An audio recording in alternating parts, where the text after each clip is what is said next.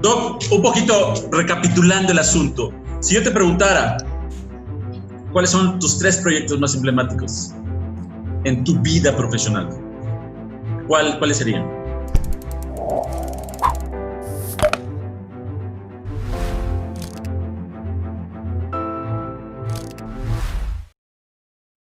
Déjame pensar. Quisiera sacar de varias épocas para... Está bien, adelante. Tratar de ser lo más justos posible, ¿no? Yo creo que escogería en orden de antigüedad, tal vez Izazaga 38, si no me equivoco. Es un edificio que se dañó en el 85, diseñado por alguien más, se reforzó en el 87 o algo por el estilo por alguien más. Llegó el sismo del 89, si no me equivoco, y presentó daños. Entonces, en ese momento entramos a reforzarlo y le pusimos unos amortiguadores a veces de placa que se flexiona y disipa energía vía esterética, ¿verdad? Y yo creo que ese sería uno de los proyectos, precisamente porque fue este primer proyecto que me abre la mente hacia disipación de energía, ¿verdad? Hacia las complicaciones inherentes, que ahorita cada vez son más fáciles porque los programas de computadora son mucho más eficientes. En aquel momento tuvimos que hacer análisis paso a paso con Drain 2D, ¿no? O sea, no había modelos tridimensionales, ¿verdad? Pero es precisamente eso, cómo extraer la esencia del edificio, ¿verdad? Para poderlo, en esta modelación, que es una abstracción, ¿verdad? Poder tener resultados en los cuales pues poder sacar conclusiones de qué tamaño son los amortiguadores, de cómo se va a comportar. Entonces, para mí ese sería uno, ¿no? Okay. El segundo, me gustaría tal vez mencionar Reforma 222, el conjunto aquí en Paseo de la Reforma, que tiene 3 edificios de concreto blanco. Y tal vez ese me encantó porque fue la primera oportunidad que tuve de trabajar con el arquitecto Teodoro González de León, ¿no? Y abre un panorama también muy amplio hacia los grandes líderes de arquitectura, ¿no? Y este arquitecto realmente es Teodoro González de León porque su forma de trabajo, su entrega, su grado de detalle en el cual ponen los proyectos es impresionante. Y entonces a uno, como parte de ese equipo, ¿verdad? Lo motiva precisamente a llevar al límite las cosas, a buscar soluciones, a sumarse a esa visión de que no solo hay que calcular la varilla, queremos hacer un proyecto hermoso, ¿no? No porque sea hermoso nada más, ¿no? Sino porque pues queremos hacer un proyecto icónico, ¿no? ¿Y por qué no? ¿Por qué no sentirnos orgullosos de un proyecto icónico? Y entonces, ¿por qué no tomar ese chip de decir, bueno, vamos a ver qué se puede hacer, ¿no?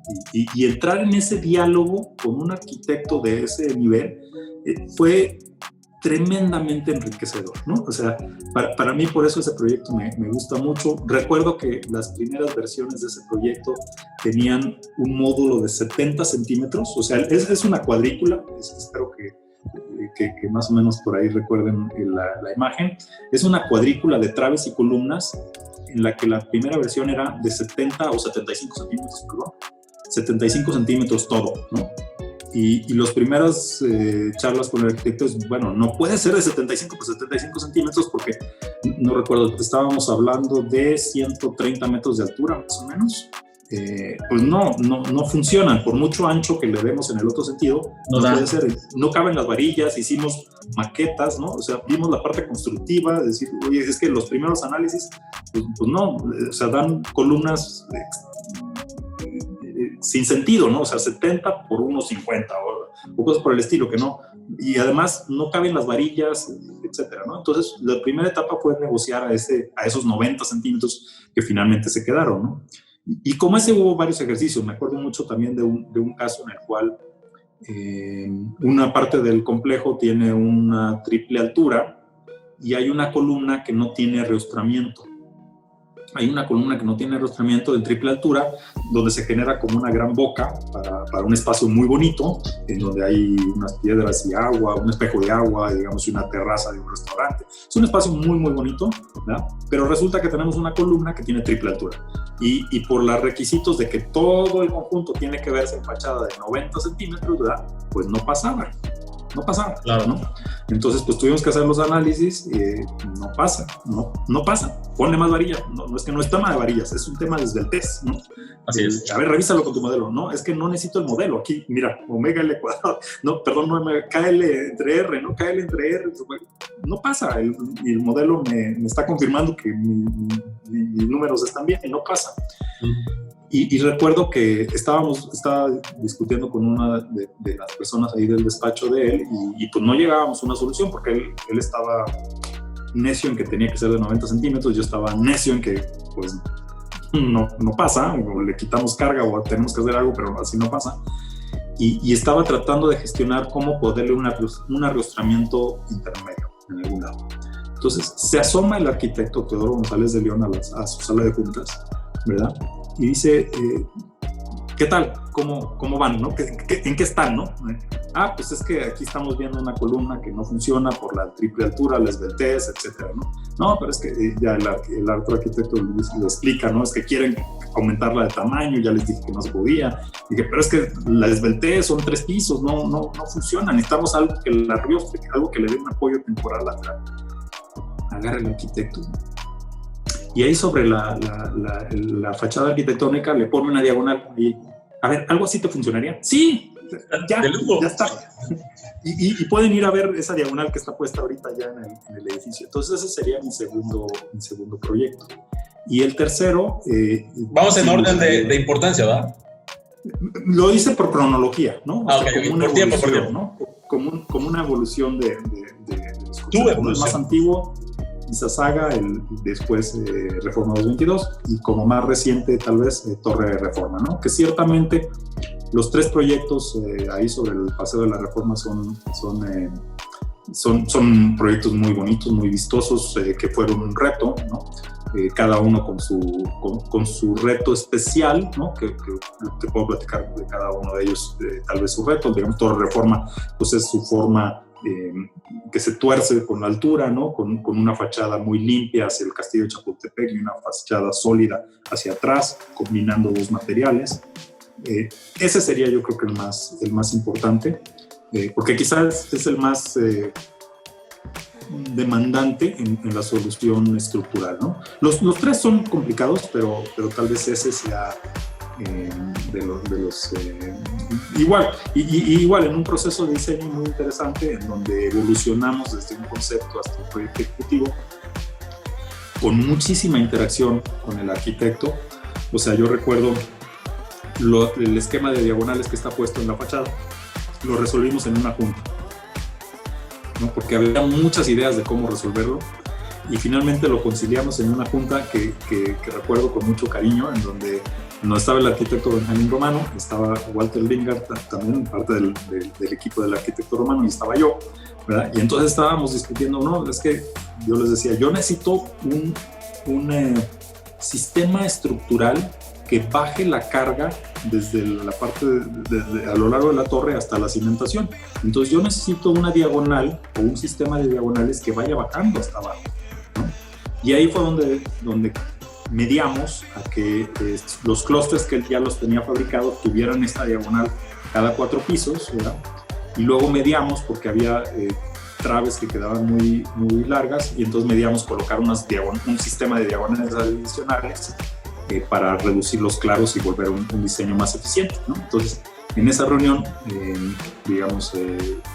conciliamos los aspectos visuales, arquitectónicos, funcionales, con los aspectos de comportamiento estructural, ¿no? Esos son mis 3 proyectos tal vez favoritos, ¿no? Gracias, Doc. De alguna manera, un poquito resumiendo esta parte, es importante el tema arquitectónico, ¿no? O sea, es medular, o sea, nosotros, yo así lo veo, estamos para resolver, ¿no? Estructuralmente las expectativas arquitectónicas. Sí. Sí se puede, como en tu caso, ya empezar a equilibrarlo, a complementarlo, suaviza, ¿no?, las soluciones. Uh-huh. Y en ese sentido yo creo que por eso es muy importante generar este diálogo, ¿no? Con las demás disciplinas que se involucran, ¿no? Porque al final del día el proyecto es la unión de muchas cosas, ¿no? Es de un cliente que ve una oportunidad de negocio, que tiene el financiamiento o busca o consigue el financiamiento, que tiene que ser rentable para él, ¿no? Si no se va a hacer, no va a existir, ¿no? Tiene que tener también un componente arquitectónico, porque pues, el espacio tiene que ser funcional y debe ser habitable, adecuado, agradable, de ser posible vistoso para que tenga una competencia, para que sea competitivamente más interesante que otros, ¿no? Entonces tenga una ventaja competitiva. Debe ser sin lugar a duda seguro, es donde entramos nosotros, ¿verdad? Pero también seguro y eficiente, porque no es... o sea, sí, las cosas pueden ser seguras, pero no muy eficientes, ¿no? Eso no es tampoco ingenieril. O sea, tenemos que encontrar el balance entre que sean seguras, pero eficientes también. Entonces, es la mezcla de todos los componentes, ¿no? Y yo creo que así como me ha tocado juntas con algunos arquitectos en donde pueden llegar a decir, no, pues es que resuélvelo, ¿no? O sea, no, es que no puedo tener aquí, tengo que tener un volado de 20 metros, pero no puedes tener más peralte de 20 centímetros, ¿no? Y resuélvelo. No, no se puede, ¿no? Pero también nosotros a veces caemos en el mismo error, ¿no? O sea, por ejemplo, no hemos cometido ese error, ¿verdad? En los prediseños de algún edificio en donde hay una rampa de acceso, ¿verdad? Entonces la primer trave, ¿verdad? Pues tiene que ser de peralte suficientemente pequeño para que pueda entrar, ¿no? El vehículo, que deje la altura, ¿no? Los 220 o algo así que pide el reglamento para que pueda entrar un vehículo. Y si tenemos una trave ahí, igual, ¿no? O sea, nosotros podemos decir, bueno, pues es que la trave tiene que ser de 70 centímetros de peralte, por decir algo, ¿no? Entonces no se puede. Y entonces le decimos al arquitecto, tú resuélvelo. Pues ¿cómo lo va a resolver? O sea, ni modo que desmaterialice el carro y luego se rematerialice adentro, ¿no? O sea, tenemos que encontrar una solución juntos, porque como digo a veces en la oficina, si la trave no tiene, si la trave no permite que los vehículos pasen, maravilloso, entonces le quitamos toda la carga viva porque ya nadie lo va a usar, ¿no? Entonces hagamos un monumento que nadie lo usa y respetamos nuestra trave de 70 centímetros. O sea, hay que entender que el problema no es de un área, es de todos, ¿no? Y todos tenemos que encontrar la solución.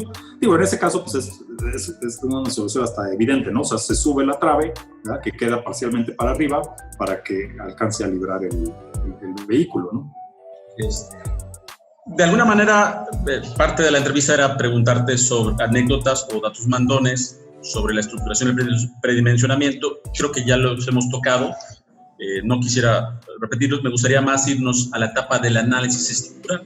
¿Alguna anécdota, algún dato interesante de estos tres que acabas de mencionar que valdría la pena compartir con aquellos que nos apasiona el diseño estructural, ¿no? Que de pronto vemos esas grandes estructuras y pensamos que a veces pues no sirven los mismos principios, pero siguen los mismos principios del diseño estructural, ¿no? O sea, son los principios básicos, lo que hace rato también decías, ¿no? Entonces, no sé si nos quisieras compartir alguna anécdota o un dato interesante sobre el análisis estructural. De hecho, hablabas del paso a paso.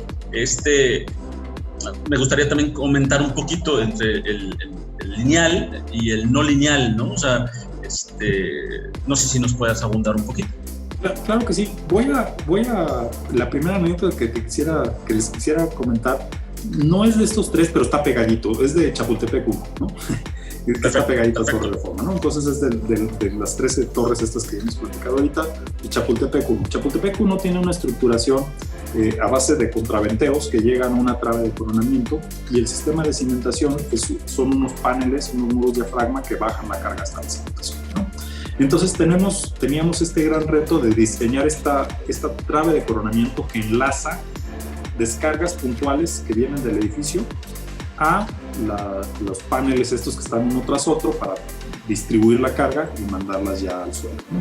Entonces teníamos el problema de que el diseño de la torre pues, tiene que ser un análisis no lineal paso a paso, porque así lo decidimos, o sea, decidimos que esto se hiciera un diseño por desempeño, lo cual quiere decir que identificamos qué elementos tenían que ser no lineales. Todo lo demás está modelado como lineal, elástico lineal, y estos elementos que son no lineales, bueno, pues hay que revisarlos ante, si no me equivoco, hicimos 12 corridas de sismo no lineales, ¿no? Y entonces obtuvimos, bueno, ahora tenemos el problema, ¿cómo diseñamos esta trave de coronamiento, ¿no? Esta trave de coronamiento que queremos que no sea, que no trabaje en el rango no lineal, ¿no? Porque pues no quisiéramos que esta trave de coronamiento tuviera deformaciones no lineales. Insisto, el criterio de diseño fue concentrar en estas diagonales, en diagonales específicas que tienen unos fusibles para que haya afluencia de material. Ahí concentramos el trabajo no lineal. En lo demás no. Entonces, ¿cómo le hacemos? Porque los resultados del análisis no lineal están paso a paso, porque no incluimos en ese modelo la trave de coronamiento. Era muy pesado el modelo ya como eso. Entonces, ¿cómo obtenemos estas historias de reacciones en cada uno de estos nodos que llegan a la trave de coronamiento para diseñar la trave de coronamiento? Entonces, hicimos una hoja de cálculo para alimentar paso a paso. Les platicaría más a detalle, pero básicamente hicimos como construimos nuestra matriz de rigidez a mano entre comillas, porque usamos el programa, ¿no? Usamos un modelo de la subestructura en ETABS, ¿verdad? Y entonces pusimos cargas puntuales, digamos, en este nodo, carga puntual y cuáles son los elementos mecánicos de la trave, ¿no? Y entonces eso lo capturamos, ¿no? Ahora, en este otro nodo, una carga unitaria, entonces cuáles son los elementos. Y en este otro nodo, ¿cuál es una carga unitaria? ¿Cuáles son los diagramas de momentos cortantes y cargas axiales en la trave de coronamiento? Entonces, nos genera una matriz, ¿no? De tal manera que carga unitaria aquí genera estos elementos mecánicos a lo largo. Carga unitaria en el segundo punto genera estos elementos mecánicos, ¿no? Y entonces lo podemos escalar, ¿no? Podemos sumar estas, porque recordemos que la trave de coronamiento se diseñó para que permanezca elástica, ¿no? Entonces funciona la superposición de efectos. Entonces tenemos esta matriz, ¿verdad? En donde simplemente podemos poner y entonces generamos todo, y entonces en cada paso en el tiempo pudimos identificar cuál era la distribución de momentos y cortantes a lo largo de la trave de coronamiento, ¿no? Entonces resolvimos ese problema sin tener que meter, digamos, con unas hojitas de Excel apoyados con el ETABS, ¿verdad? Sin tener que meter la trave de coronamiento en el modelo no lineal paso a paso. Okay. Ahora, ¿cómo lo confirmamos? ¿Cómo lo revisamos? Pues no sé, a lo mejor no es evidente, pero sabemos también del análisis no lineal paso a paso cuáles son las distorsiones máximas que podemos tener en el primer entreje, ¿no? En los primeros niveles, ¿no? Sabemos que van a andar del orden del 1% más o menos, ¿no? 1% para distorsión en X y 1% para distorsión en Y. Entonces, teníamos también otro modelo elástico lineal de todo el edificio, ¿verdad? Incluyendo la cimentación, incluyendo la torre. Entonces, lo que hicimos fue imponer en este modelo un desplazamiento. O sea, lo que hicimos es que el nivel 5, que es el primer nivel de losa completa, lo desplazamos un 1%, ¿verdad? Y eso nos da automáticamente unos elementos mecánicos en la trave de coronamiento que pudimos comparar contra los otros, ¿no? Entonces, digamos, esa fue, me pareció una solución para poder hacer un cruce de información, ¿no? O sea, del análisis no lineal paso a paso con esta hoja de Excel que captura, digamos, los efectos de cargas puntuales versus, ¿verdad?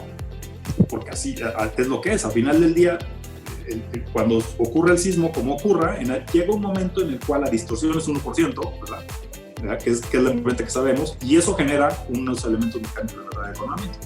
Esa es parte de las partes de modelado que me pareció muy interesante. Oye, otro dato mandón, sin duda alguna, es el coeficiente de ductibilidad. ¿Recuerdas el coeficiente de ductibilidad de estos tres monstruos que tienes ahí en Reforma? Sí, mira, bien, empecemos por el más antiguo, ¿no? Torre Mayor. Torre Mayor, que fue diseñado en los 90s, ¿no? 90 y tantos por ahí, 93, 94 por ahí más o menos.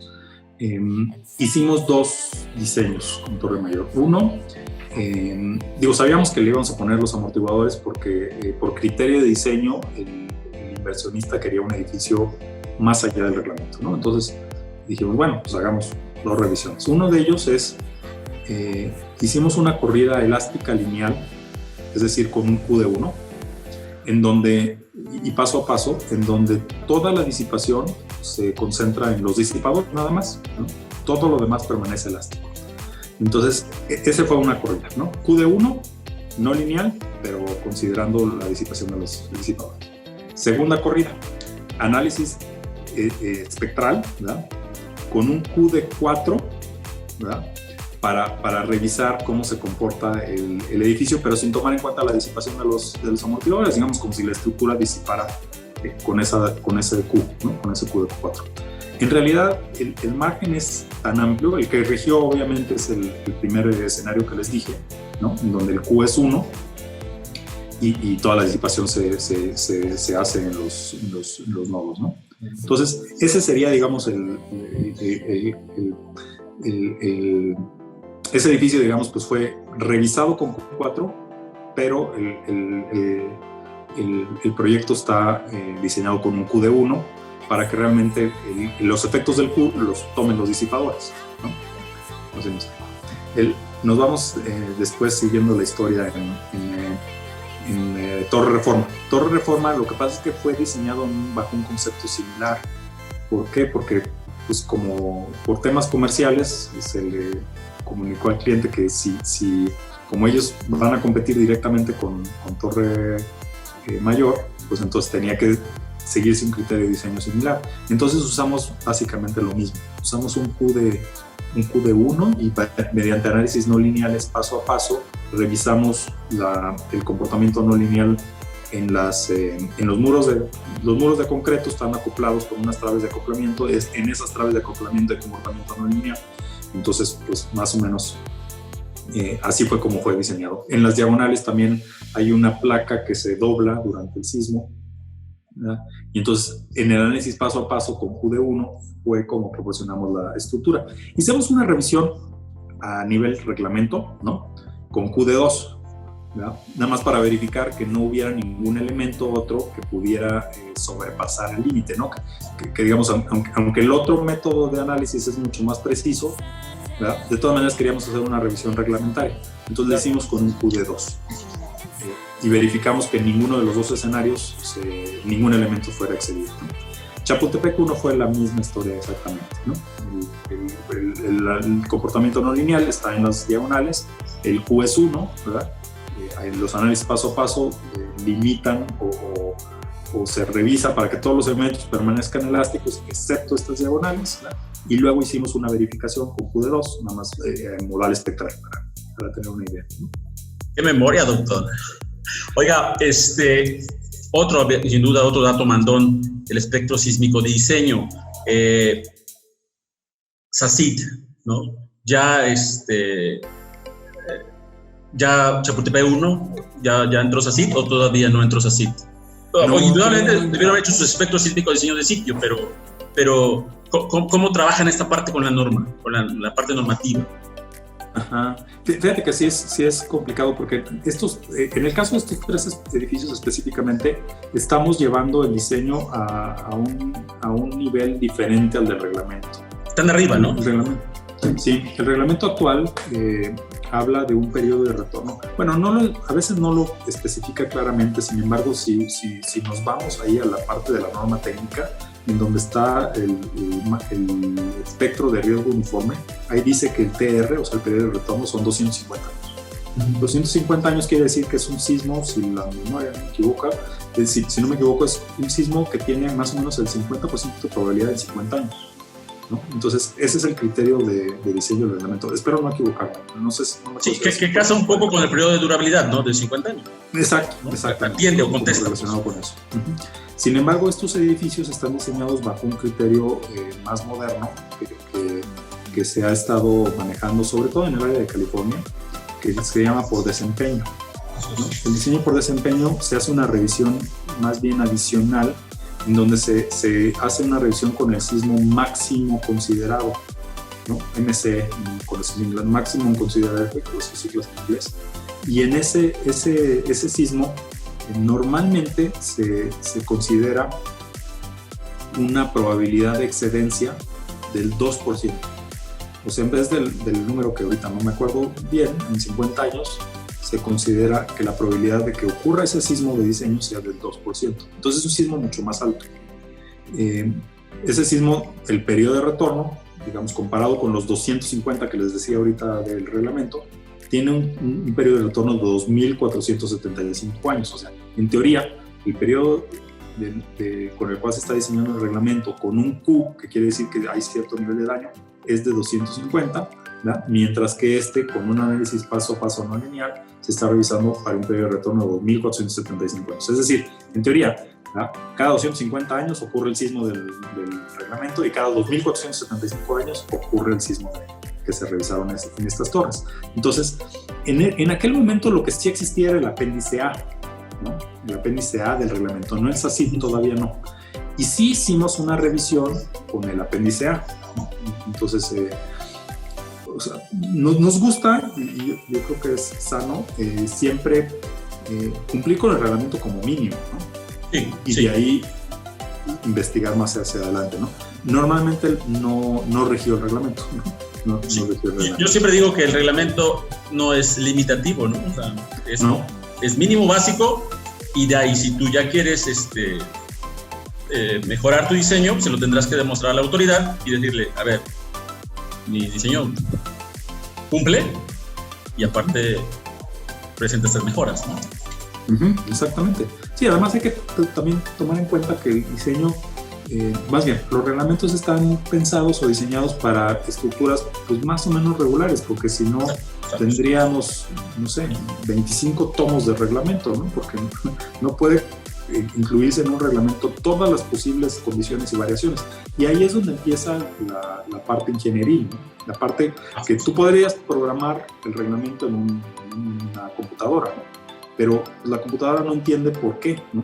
Y el ingeniero sí debe entender por qué están los limitantes. Que eso es lo que se trata de enseñar en las universidades, ¿no? No el reglamento en sí, sino los fenómenos que llevan a que pues tienes que cumplir con un área de acero mínimo, tienes que cumplir con una longitud de traslape mínima, porque si no, no se desarrolla la fuerza, ¿no? Etcétera, ¿no? O sea, todos esos requisitos hay que entender por qué, ¿verdad? Y entonces entenderlos y llevarlos, ¿no? Por ejemplo, en ninguna parte del reglamento está escrito en traves de acoplamiento, ¿verdad? Las fórmulas están para área de acero pensando en varillas, ¿no? En Torre Reforma, que tenemos estas traves de acoplamiento de un piso completo, o sea, el peralte de la trave son 4.20, ¿no? 4 metros 20 de altura de trave, ¿no? Porque la tenemos cada 3 pisos, ¿verdad? Pues imagínate la concentración de acero que se necesitaba, ¿no? Entonces, aplicando la formulita, pues daba una cantidad bestial de varillas, ¿verdad? Entonces decidimos cambiar la varilla, pues por una varilla placa, ¿no? Entonces lo cambiamos por unas placas de acero, ¿no? Claro, con suficientes conectores para transmitir la fuerza de regreso al concreto. Pero, nuevamente, si nos esperamos a que el reglamento incorpore la placa, ¿verdad? Como elemento de refuerzo en una trave de acoplamiento, pues todavía estaríamos esperando para poder empezar el edificio, ¿no? Lo que hay que entender es por qué sí se podría, o sea, cuál es el concepto, cuál es la base, ¿verdad? De las fuerzas que ocurren en este elemento, ¿verdad? Y cómo podemos encontrar otro material, ¿no? O sea, básicamente estamos poniendo una varillota, nada más que en vez de circular es una varilla, es una placa rectangular, ¿no? Doc, híjoles, hay tantos temas que hablar. El tema de la revisión por fuerzas eólicas, estos 3 gigantes tienen su revisión. Sí, ¿Con claro, los 3 generaste túnel de tiempo? Del tiempo, ¿no? Perdón, de viento. Perdón. Sí, es muy importante. Obviamente en la Ciudad de México no controla, las fuerzas de viento no controlan para la estabilidad global de la estructura, ¿no? el sismo es varias veces más importante que el viento. Sin embargo, localmente, ya dije, yo me equivoqué también ya. No sé. Adelante. Yo fui el que me perdí porque estaba cuidando el tiempo de la entrevista. Exactamente.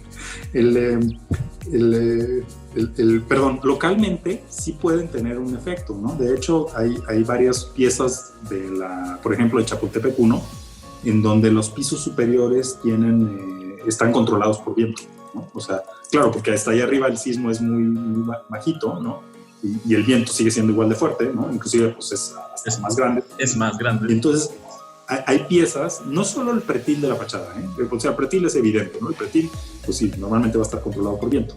Pero no solo el pretil de la fachada, hay piezas, hay unas de las diagonales de los últimos pisos que están controladas por viento. Entonces, es súper importante no demeritar el efecto del viento. Los vientos son importantes también en la Ciudad de México. Y bueno, no solo en la Ciudad de México, ¿no? En varios lugares, y no solo en los lugares obvios, ¿no? Como en costa, ¿no? Claro, en costa es súper importante el viento, pero pues, oímos de huracanes que llegan a Monterrey, etcétera, a diferentes lugares. Entonces el viento sí es un parámetro muy importante. En estas tres torres nos fuimos más bien por una regresión de túnel de viento, ¿no? ¿Por qué? Porque las condiciones locales son muy diferentes y no se captan en un reglamento otra vez, ¿no? O sea, el reglamento trae unas fórmulas genéricas, ¿verdad? Que sí te ayudan para resolver la gran mayoría de los edificios, ¿verdad? Sin embargo, estos edificios, por la altura, por su condición, porque están empezando donde termina el bosque de Chapultepec, donde no hay nada que detenga el viento, ¿no? Y entonces pues, llega el viento de lleno, estás empezando el corredor de edificios de Torre Reforma, entonces se vuelve como un efecto de túnel, ¿no? Entonces es muy importante hacer un estudio de viento. Inclusive el primer edificio, Chapultepec 1, el primer edificio porque es el primero, digamos, empezando, digamos, el corredor de edificios de Reforma.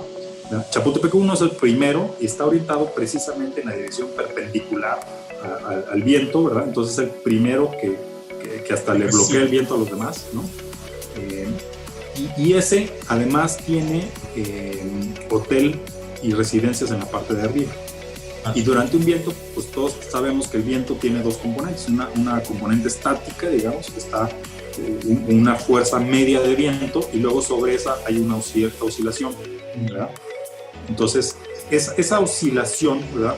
Por los vórtices que se generan, porque el viento pues, tampoco es constante, sino aumenta y se baja, esa oscilación hace que el edificio pueda llegar a oscilar.